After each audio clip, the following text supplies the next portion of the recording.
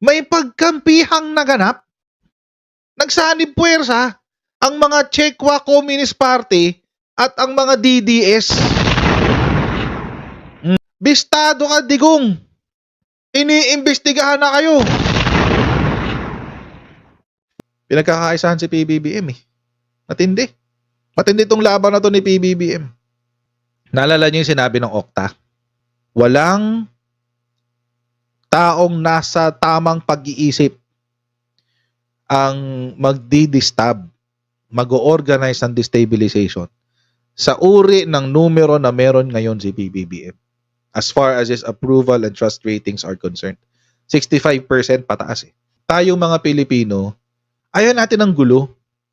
At ang ginagawa ng mga Duterte Balahura supporters, because of their balahura nature, is naghahanap ng gulo.